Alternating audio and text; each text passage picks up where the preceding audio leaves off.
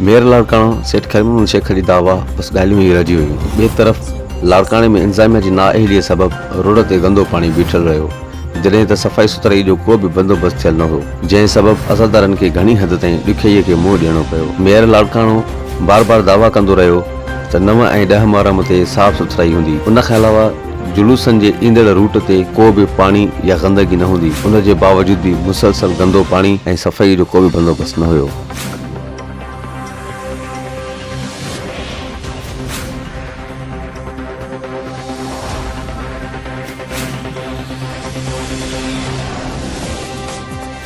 वठो उते नाला भगल आहिनि, जीअं मुरादवान चौक वठो, पर उन्हनि खे बि असां बहितर अहिड़े नमूने कयो आहे त अदादार जीअं सुहिणे नमूने जेकॾहिं किथे पाणी निकिरे थो ज़ाहिर आहे दिनेज न आहे त उते बि जल्दी पहुची। तव्हां हिते चौधारी ॾिसो, मां बीठो आहियां, तव्हांखे गारंटीअ सां चवां थो, तव्हां ॾिसो हर ताफ़े जारल शाह इमाम बारगाह हिते हर पासे तव्हांखे जेको आहे न नज़र ईंदी, लाइटिंग बि नज़र ईंदी, तव्हांखे गॾोगॾु जेको आहे न इहा सफ़ाई बि नज़र ईंदी।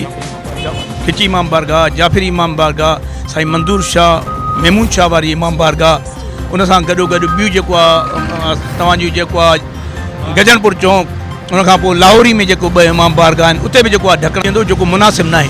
गंद पेटियूं 9 ऐं 10 तारीख़ गंद पेटियूं मौजूदु न हूंदियूं लाड़काने शहर जे इन्हनि जेको आहे रूटनि ते।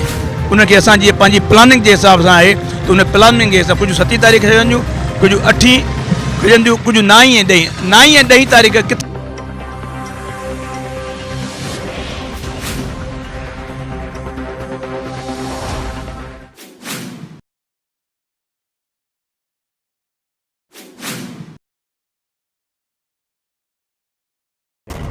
मज़ीद ख़बर ऐं अपडेट्स लाइ विज़िट कयो असांजो फेसबुक जो पेज सिंध रंग न्यूज़।